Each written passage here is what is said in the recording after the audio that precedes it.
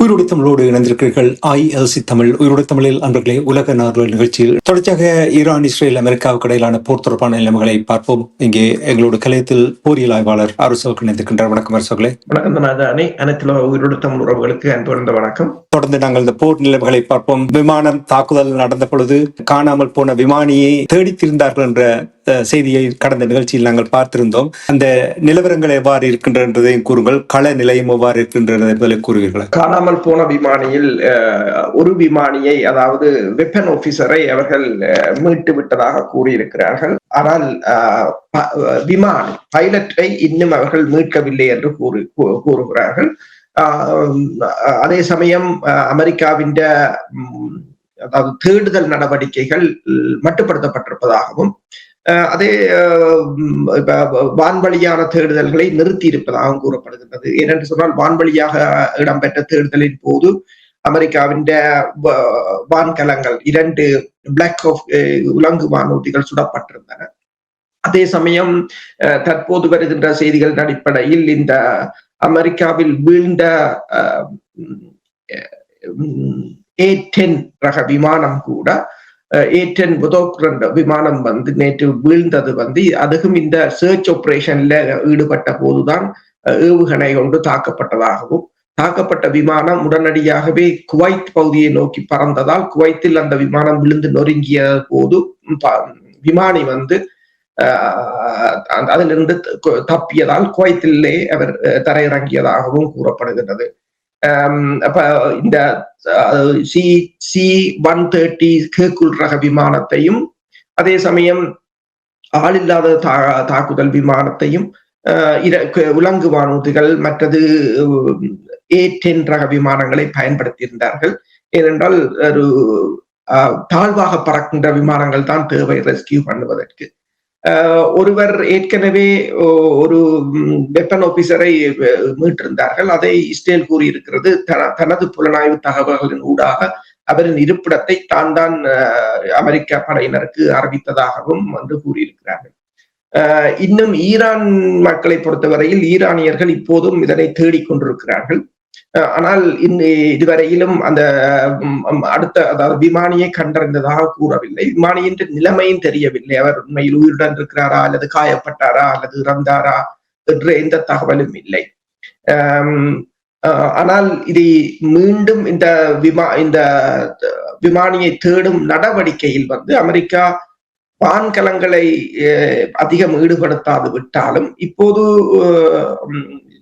இஸ்ரேலின் ஹெப்ரு என்ற பத்திரிகை கூறுகின்றது, அமெரிக்கா ஒரு சிறப்பு படையணி சிறிய குழுக்களை களத்தில் இறக்கியிருப்பதாகவும் அவர்கள் மூலம் ஒரு தேடுதலை மேற்கொள்வதாகவும் அந்த பத்திரிகை தெரிவித்திருக்கின்றது. அதே சமயம் நீங்க பாத்தீங்கன்னா சொன்னால், ஈரானில் இஸ்பஹான் பகுதியில் மேலும் ஒரு MQ-1 ரக ஆளில்லாத உளவு மற்றும் தாக்குதல் விமானத்தை ஈரான் சுட்டு வீழ்த்தியதாக கூறியிருக்கின்றது. ஈராக்கின் பஸ்ரா பகுதியில் எண்ணெய் சுத்திகரிப்பு நிலையம் தாக்கப்பட்டிருக்கிறது. அது எட்டிவதை காணக்கூடியதாக இருக்கின்றது. இதே நேரம் CNN கூறியிருக்கின்றது, இந்த F-15E இழப்பு அமெரிக்கா படையினருக்கு ஒரு மன உறுதி ரீதியாக அதாவது உளவியல் ரீதியாக ஒரு பெரிய ஒரு பின்னடைவு CNN கூறியிருக்கின்றது. இந்த F-16 and F-35 என்றது ஷார்ட் ரேஞ்ச் விமானங்கள், F-15 மட்டும்தான் லாங் ரேஞ்ச் விமானம் என்று சொல்லியும், ஆனால் அது இந்த தாக்குதல்களில் சிக்குவது வருங்காலத்தில் அதனை பயன்படுத்த முடியாமல் இருக்கலாம் என்றும் CNN தகவலை வெளியிட்டிருக்கின்றது. தாக்குதல்களை பொறுத்தவரையில் தெஹ்ரான் பகுதியை, வடக்கு தெஹ்ரானில் மீண்டும் இரவு முழுவதும் இஸ்ரேலும் அமெரிக்காவும் மூர்க்கமாக தாக்கி இருக்கின்றன. அது இந்த விமானத்தை இழந்த பிற்பாடு அவர்கள் தமது வானாதிக்கத்தை இழந்து விட்டார்கள் என்ற நிலையில் அதனை மேலும் தக்க வைப்பதற்காக அவ்வாறான தாக்குதல்களை மேற்கொண்டிருக்கிறார்கள். ஆனால் ஈரானும் அமெரிக்கா மீது, இஸ்ரேல் மீது கடுமையாக தாக்கி இருக்கிறது. கைரட் ஷமோனா பகுதி கடுமையாக சேதமடைந்திருக்கின்றது. ரமட் ஜன் பகுதியும் கடுமையாக சேதமடைந்திருக்கின்றது. அதே நேரம் அமெரிக்காவில் லெபனானிலும் தாக்குதல்கள் இடம்பெற்றுக் கொண்டிருக்கின்றன. லெபனானில் இஸ்ரேல் மேற்கொண்ட தாக்குதலில் 2 கொல்லப்பட்டிருக்கிறார்கள். மோட்டார் சைக்கிளில் வந்தவர்களை குறிவைத்து தாக்கியிருக்கிறார்கள். அடுத்ததாக லெபனானில் இரவு முழுவதும் குண்டு சத்தங்கள் கேட்டதாகவும், லெபனானில் இருக்கின்ற ஐக்கிய நாடுகள் சபையின் அமைதிப்படையினர் பலர் காயமடைந்திருப்பதாகவும் கூறப்படுகிறது. உங்களுக்கு தெரியும், முதலில் இந்தோனேஷியாவை சேர்ந்த 3 அமைதிப்படையினர் கொல்லப்பட்டிருந்தார்கள். அதற்கு உலக நாடுகள் கடும் கண்டனத்தை தெரிவித்திருந்தன. ஸ்பெயின் கூறுகின்றது ரெட் லைனை கிராஸ் பண்ணி விட்டார்கள் என்று சொல்லி. பிரான்ஸ் கடுமையாக சாடி இருந்தது. ஆனாலும் இஸ்ரேல் அந்த தாக்குதல்களை தொடர்ந்து கொண்டுதான் இருக்கின்றது. அதே நேரம் இப்போது கூறப்படுகிறது இந்த ஒராக்கிள் என்ற நிறுவனம் தாக்கப்பட்டது கடுமையான சேதத்தை இப்போது UAE வெளியிட்டிருக்கின்றது. அதே சமயம் பல நிறுவனங்கள் இப்போது தொழில்நுட்ப நிறுவனங்கள், வளைகுடா நாடுகளில் உள்ள நிறுவனங்கள் தமது அலுவலகங்களை மூடி இருப்பதாகவும் கூறப்படும். நிறுவனங்களுடைய விடயத்துக்கு வருவதற்கு முன்னதாக லண்டனில் உள்ள பல்கலைக்கழகம் கிங்ஸ் காலேஜினுடைய ஒரு பேராசிரியர் காணாமல் போன விமானியினுடைய மீட்பு பணி மிகவும் ஒரு அச்சுறுத்தலை ஏற்படுத்தும் கடுமையான ஒரு செயலாக இருக்கும், அதாவது இந்த ரெஸ்கியூ பண்ணுவது மிகவும் கடினமாக இருக்கும் என்று கூறியிருக்கின்றார். பேராசிரியர் என்ன கூறியிருக்கிறார் என்று நீங்கள் அறியக்கூடியதா இருந்ததா?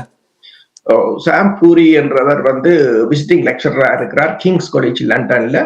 அவர் கூறியிருக்கின்றார், இந்த அமெரிக்காவின் மீட்பு பணிகள், இந்த பைலட்டை மீட்பு பணிகள் மிகவும் சவாலானதாகவும் இருக்கும். கடுமையான த்ரெட் என்று சொல்றது கடுமையான ஒரு அச்சத்தையும் அவர்களுக்கு அல்லது ஒரு பாதுகாப்பின்மையையும் ஏற்படுத்தும் என்று கூறியிருக்கின்றார். ஏனென்று சொன்னால் ஈரான் தாக்குதல்களில் இவர்கள் இந்த தேடுகின்ற வான்கலங்கள் சிக்கக்கூடும் என்று. அதே போல நேற்று தேடுதல் நடவடிக்கையில் ஈடுபட்ட போதுதான் இந்த வான்கலங்கள் மீண்டும் தாக்கப்பட்டிருந்தன. அது ஈரான் ஒரு பொறியாகவும் இருக்கலாம். இப்ப உதாரணமா பாத்தீங்கன்னு சொன்னால், ஒரு வான்கலத்தை சுட்டா பிறகு தேடுதலுக்கு வருவார்கள் என்று தெரியும். தேடுதலுக்கு வரும்போது அவர்களை சுடுவது இலகு என்பதும் ஒரு பொறியாக இருக்கலாம். இப்ப நீங்கள் பாத்தீங்கன்னு சொன்னால், முதலில் F-15 விழுந்தது. அதை தேட வந்த A-10C2 விமானத்தை தாக்கியிருந்தார்கள். ஒன்று விழுந்து விட்டது, ஒரு என்ஜின் எரிந்து விட்டது என்று கூறுகிறார்கள். அப்ப கிட்டத்தட்ட 3 விமானங்கள், அதை விட 2 பிளாக் ஹாக் ஹெலிகாப்டர்களை சொன்னார்கள். அது ஈராக்கில் தான் போய் விழுந்தபடியால் விமானிகள் தப்பி இருப்பதாகவும் கூறப்படுகின்றது. ஒரு விமானத்தை வைத்து கிட்டத்தட்ட 4 விமானத்தை தாக்கியிருந்தார்கள். 95ஆம் ஆண்டு நீங்கள் பார்க்கலாம், விடுதலை புலிகள் ஏப்ரல் மாதம் அப்ரோ விமானத்தை சுட்டிருந்தார்கள். இராணுவத்தின் அப்ரோ விமானத்தை பலாலியில் 28ஆம் தேதி சுட்டார்கள். 28ஆம் தேதி சுட்ட போது ஏவுகணை, அப்பதான் முதலில் ஏவுகணையை பயன்படுத்தினார்கள். சுட்ட போது உரிமை கூறவில்லை. அப்ப இராணுவத்துக்கு தெரியாது சுடப்பட்டு விழுந்ததா அல்லது தொழில்நுட்ப கோளாறால் விழுந்ததா. அப்ப அவர்கள் ஏன் உரிமை கூறவில்லை என்றால், அடுத்த விமானத்துக்காக பார்த்துக் கொண்டார்கள். அடுத்த நாள் விடிய 9 மணிக்கு மற்ற விமானம் வரும்போது அதையும் சுட்டார்கள்.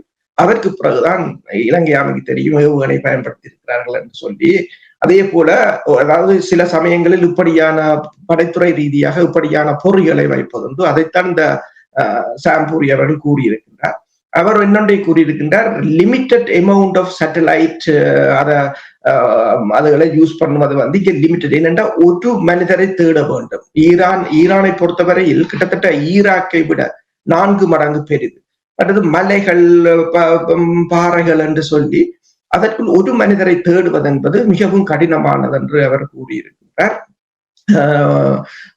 அந்த F-15E விழுந்த ஏரியா ஒரு மிகப்பெரிய ஏரியாவாக இருப்பதாகவும், அதுக்குள்ள மலைகள் நிறைந்ததாக இருப்பதாகவும், அதுதான் இப்ப ஈரானுக்கு கடினமாக இருக்கின்றது. ஈரானிய மக்கள் பெருமளவில் தேடுகிறார்கள். ஆனால் அவர்களுக்கும் கடினமாக இருப்பது என்னன்னு சொன்னால், ஒருவரை தேட வேண்டும் மிகப்பெரிய ஒரு ஏரியாவில்.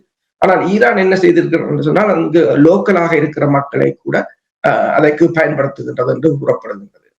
அப்ப இது மற்றது அவர் கூறியிருக்கிறார், இப்ப தேடுதலுக்கு போன விமானங்கள் தாக்கப்பட்டிருப்பதால் இனி இந்த விமானங்கள் தாழ்வாக பறக்க முடியாது. அப்ப தாழ்வாக பறந்தால்தான் விமானங்கள் அவர்களை கைப்பற்ற முடியும். இப்ப இந்த நடவடிக்கையில் ஈரான் அமெரிக்கா விமானத்தை வீழ்த்தியது ஒரு விரைவான வெற்றியை பாதி அந்த மக்களுக்கு ஒரு பிக் பிரைஸை கொடுத்திருப்பது போல அந்த மக்களுக்கும் ஒரு மன உறுதியை அதிகரித்திருப்பதாகவும் அவர் கூறியிருக்கின்றார். அதே சமயம் இன்னொன்றை கூறியிருக்கின்றார், இது அமெரிக்கா இராணுவ தலைமை பீடத்துக்கு மிகப்பெரிய ஒரு சங்கடமாக இருக்கும் என்று சொல்லி.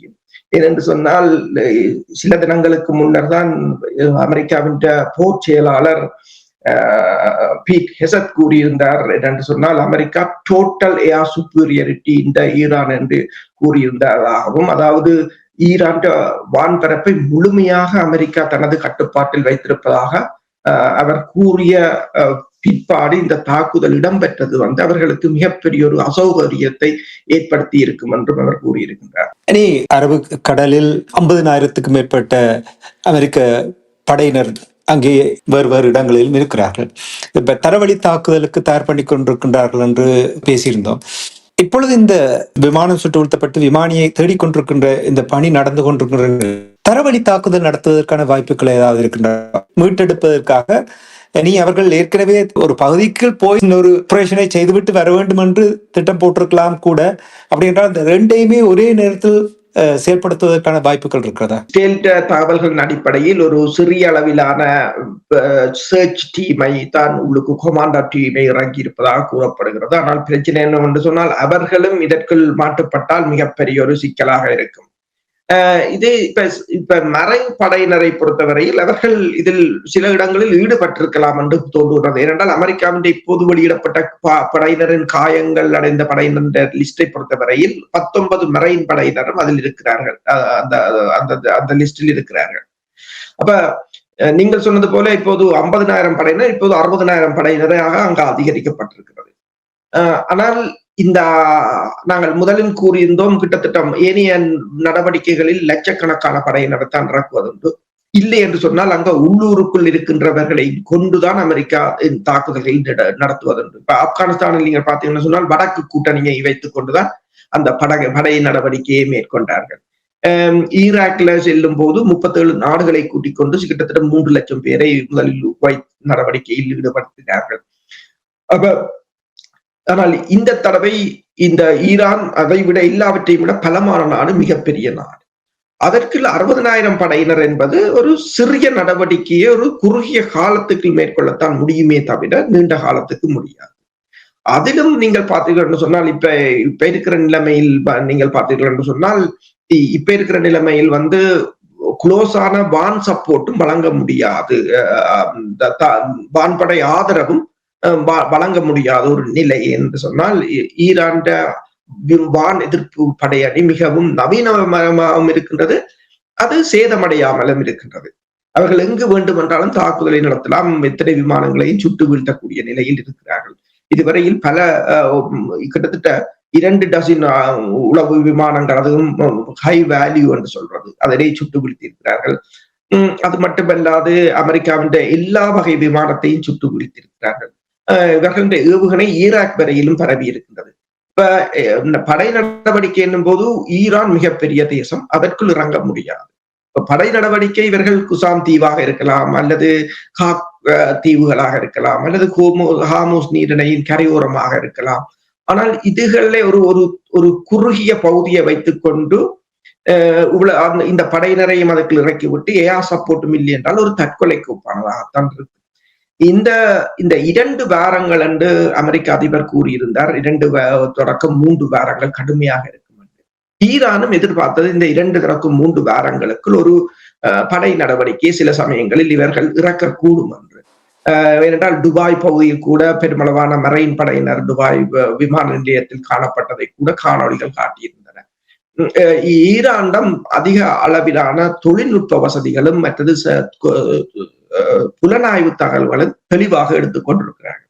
இப்ப இவ்வாறான ஒரு நடவடிக்கை ஏற்படுவதற்கு முன்னர் இது எவ்வளவு சாத்தியம் என்பதை காட்டுவதற்காக இந்த விமானங்கள் சுடப்பட்டிருக்கலாம் என்றும் பார்க்க தோன்றுகின்றது. ஏனென்று சொன்னால் இந்த விமானங்களின் அழிவு இந்த பட நடவடிக்கை தொடர்பாக ஒரு பலத்த கேள்விக்குறியை ஏற்படுத்தியிருக்கு. அமெரிக்கா மீண்டும் ஒரு முறை இதை யோசிக்கும் என்றுதான் நினைக்கிறேன்.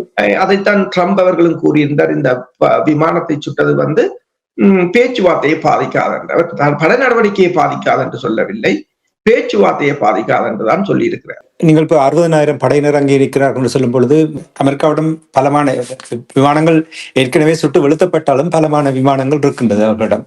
இப்ப கடல் வழி, ஆகாயம், தர வழியாக இந்த 2 வாரத்துக்குள் ஒரு தாக்குதலை நடத்துவதற்கான எந்த ஒரு சாத்தியமும் இல்லை என்று நீங்கள் கூறுகிறீர்களா? என்றால் அதைத்தான் டொனால்ட் ட்ரம்ப் அவர்கள் எதிர்பார்த்து அவ்வாறான ஒரு செய்தியைத்தான் வெளியிட்டது போல் உணரக்கூடியதாக இருந்தது. நீங்கள் அப்படி எதிர்பார்க்கவில்லையா? அவ்வாறான ஒரு நடவடிக்கைக்குத்தான் அவர்கள் தயாராக இருந்தார்கள். உதாரணமாக அந்த தரை இறக்கத்தையோ அல்லது களநிலைமை சாதகம் இல்லை என்பதையோ அமெரிக்காவுக்கு இது பாதகமாக இருக்கும் என்பதையோ சொல்லுகின்ற படை தளபதிகளை நீக்கி இருந்தார்கள். தங்களுக்கு ஆதரவான படையினரை தான் அதற்கு களமிறக்குவதற்காக 12 ஜெனரல்களை நீக்கியிருந்தார்கள். தங்களுக்கு விசுவாசமானவர்களை போட்டு ஒரு படை நடவடிக்கைக்குத்தான், அதாவது பாதகமான சூழ்நிலை என்றாலும் ஒரு அரசியல் வெற்றியாகத்தான் யோசித்தார்கள். ஆனால் இப்ப CNN சொன்னதை இப்போ பார்த்தீர்கள் என்று சொன்னால், இது அமெரிக்காவில் ஒரு மிகப்பெரிய ஒரு எதிர்ப்பை தோற்றுவிக்கும் என்று கூறப்படுகிறது. அதே சமயம் இந்த விமானங்களின் இழப்பு கூட அமெரிக்க இப்ப ஏற்கனவே போருக்கு எதிராக இருக்கிற அமெரிக்கர்களின் மனநிலையை மேலும் பாதிக்கும், மேலும் அவர்களை போருக்கு எதிராக தூண்டும் என்றுதான் கூறப்படுகிறது. இந்த ஒரு விமானியை ஈரான் தற்சமயம் கைப்பற்றினால், அவரை தொலைக்காட்சிகளில் பகிரங்கப்படுத்தினால் அது மேலும் பலத்த பின்னடைவை ஏற்படுத்தும். இருந்தாலும் இந்த நடவடிக்கை இவர் என்னென்று கூறுகிறார் என்று சொன்னால், இந்த அமெரிக்காவின் திட்டம் என்னென்று சொன்னால், ஒரு தீவை கைப்பற்றி அதை தாங்கள் கைப்பற்றி விட்டோம், அழித்து விட்டோம், அதிலிருந்து வெளியேறி விட்டோம் என்று அதை கைப்பற்றி அதிலிருந்து வெளியேறிய பிற்பாடு தாங்கள் ஒரு போர் நிறுத்தத்துக்கு வந்ததாகவும் அந்த போரிலிருந்து வெளியேறியதாகவும் தோற்றப்பாட்டை உருவாக்குவதுதான் அவர்களின் திட்டமாக இருந்திருக்கின்றது. ஏனென்று சொன்னால் இதை அதாவது அமெரிக்காவின் இந்த 2 வாரம் என்பது நாங்கள் நேற்று கூட பேசியிருந்தோம். இந்த போரில் இருந்து அதை மிகவும் தீவிரமாக்கி, ஆனால் அது போரில் இருந்து வெளியேறுவதற்கான கால அவகாசம் என்றுதான் கூறப்படுகின்றது. இஸ்ரேலுக்கு மறைமுகமாக அது கொடுக்கப்பட்ட கால அவகாசம். இஸ்ரேல் அந்த 2 வாரங்களுக்கு தாக்கி அளிக்க வேண்டியதை தாக்கி அளித்து வெளியேறுவதுதான் அவர்களுடைய திட்டமாக இருக்கின்றது. அப்ப நீண்டகால போருக்கு அமெரிக்கா தயாராக இல்லை, நீண்டகால போரை அவர்கள் விரும்பவும் இல்லை. ஆனால் இப்போது கூறியிருக்கிறார்கள், ஹார்முஸ் நீரிணையை கூட அமெரிக்காவின் புலனாய்வுத்துறை கூறியிருக்கிறது அது திறப்பது சாத்தியமில்லை. அதாவது உங்களுக்கு தெரியும், இப்ப 2 நாளைக்கு முதல் டொனால்ட் ட்ரம்ப் அவர்கள் கூறியிருந்தார் ஹார்முஸ் நீரிணையை திறப்பது மிகவும் இலகுவானது என்று சொல்லி. இப்போது புலனாய்வுத்துறை கூறியிருக்கின்றது அதை திறப்பது அவ்வளவு இலகுவானது அல்ல என்று கூறியிருக்கின்றது.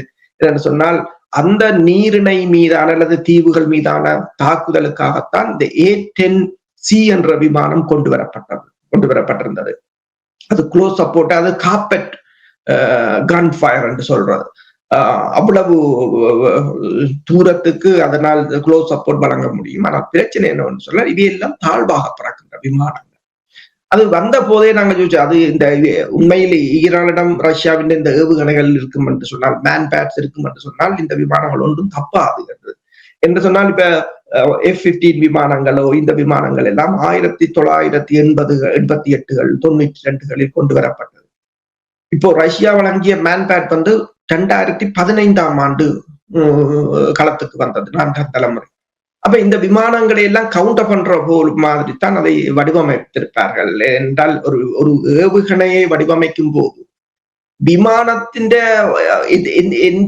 விமானத்தின் பலத்தை பார்த்துத்தான் இது பலம் பலவீனத்தை பார்த்துத்தான் அதை வடிவமைப்பார்கள். அல்லது விமானத்தை தாக்காது விட்டால் அந்த ஏவுகணையை வடிவமைப்பதிலும் அதை தரம் உயர்த்துவதிலும் எந்த விதமான பிரயோசனமும் இல்லை.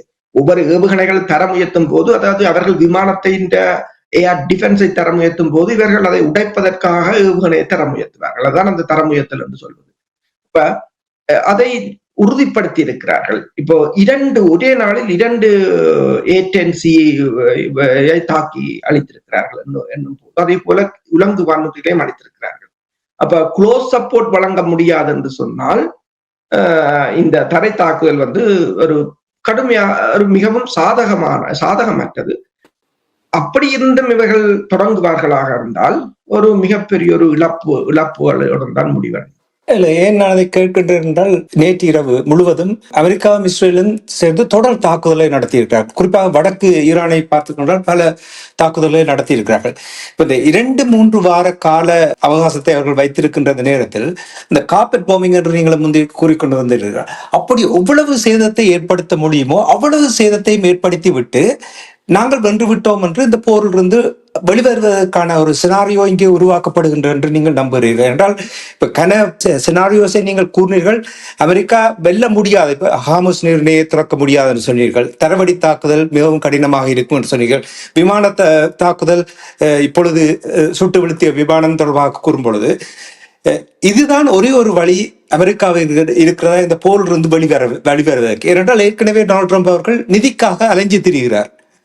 இவ்வளவு காசு தேவை என்று தெரிகின்றார். அப்படி என்றால் இது ஒரு இங்கே கொண்டு வந்து முழுமையாக எவ்வளத்துக்கு அழிக்க முடியுமோ அவ்வளத்தை அழித்து விட்டு வெட்டு கொண்டு வெளியே போறாரா? இதுதான் அந்த அவர்களுடைய இறுதி ஸ்ட்ராட்டஜியாக இருக்கிறதா? இறுதி ஸ்ட்ராட்டஜி அதுதான். அவர்கள் ஈரானை அழித்து விட்டு, ஏனென்றால் பல தடவைகள் அவர்கள் கூறியிருக்கிறார்கள், இனி ஈரானால் ஈரானிடம் கடற்படை இல்லை, வான்படை இல்லை, மற்றது ஏவுகணை படை இல்லை, இனிமேல் ஈரானால் ஏவுகணையை தயாரிக்க முடியாது, அணு ஆயுதங்களை தயாரிக்க முடியாது என்று கூறியிருக்கிறார்.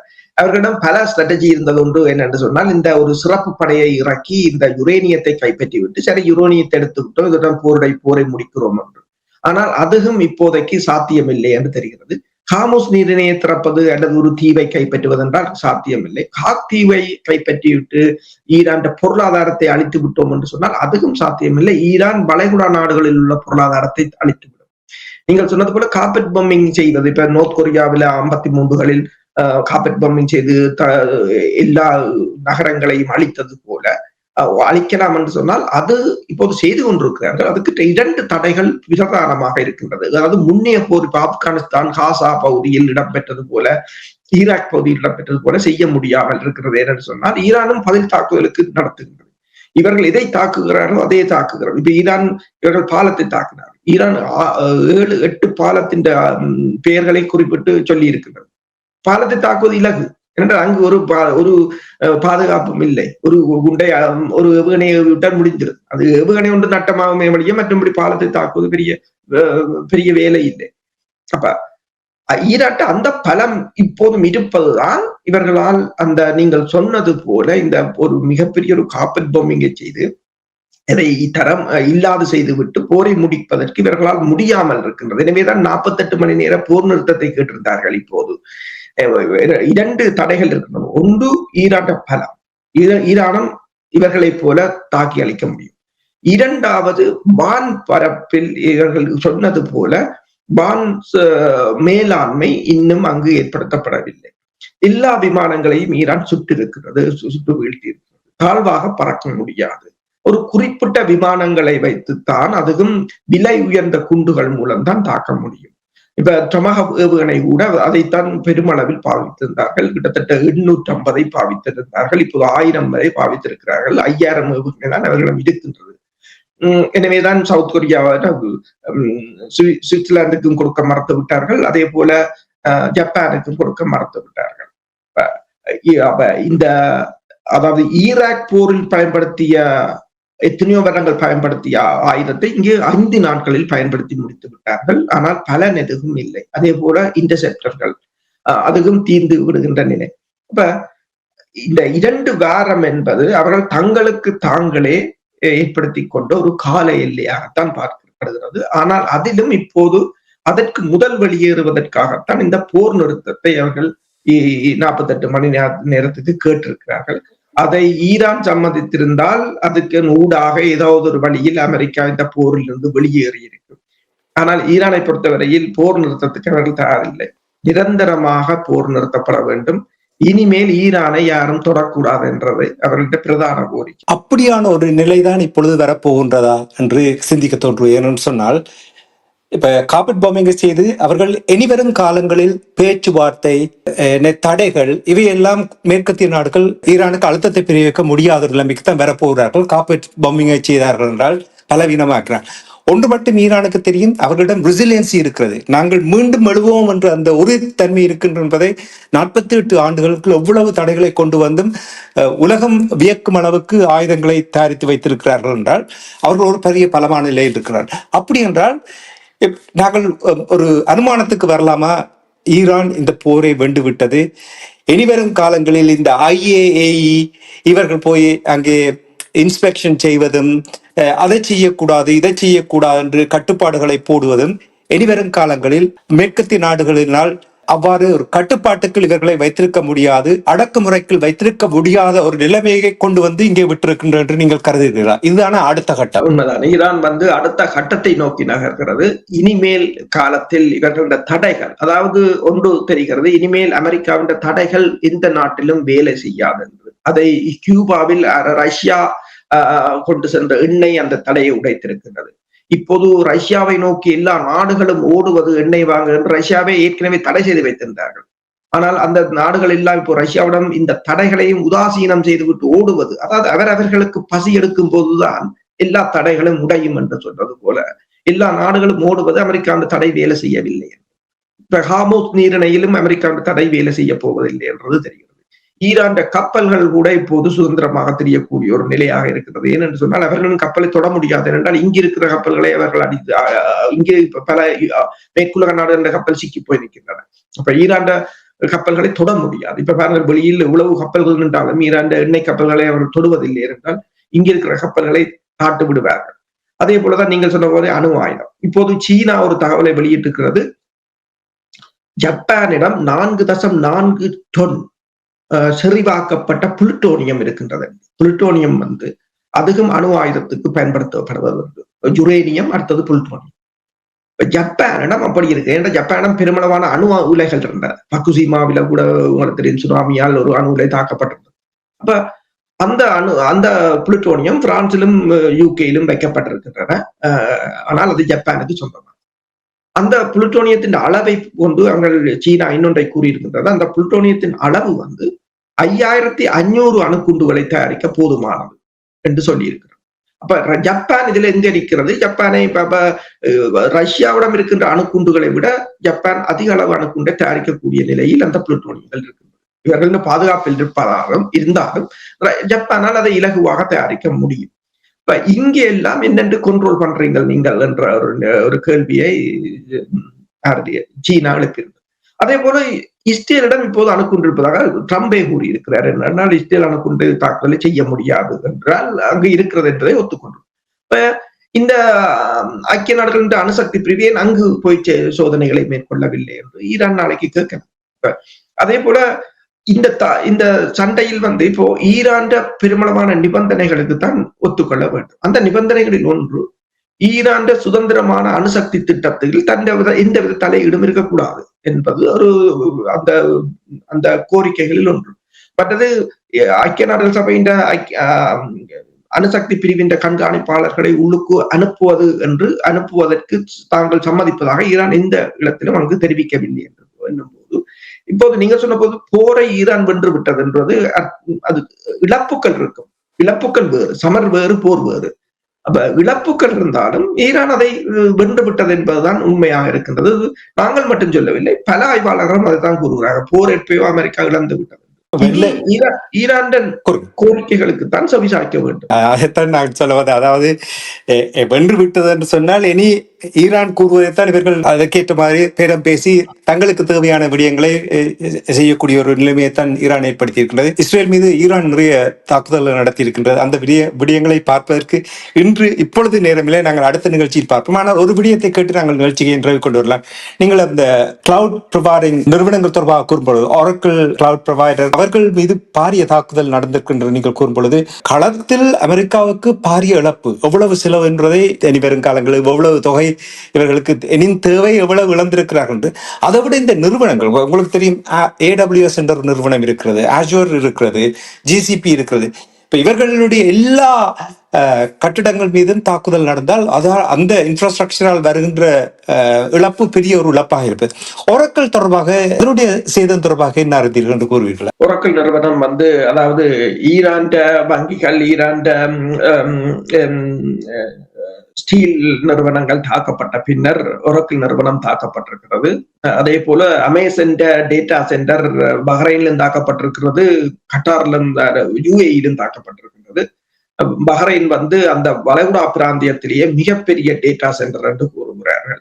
அப்ப இந்த ஒரக்கிள் இப்போதுதான் முதலில் தாக்கப்பட்டதாக கூறினார்கள், இப்போதுதான் செய்திகளை வெளியிட்டிருக்கிறார்கள். அந்த கட்டிடங்கள் இருந்து எல்லாம் கடுமையாக சேதமடைந்திருப்பதாக கூறியிருக்கிறார்கள்.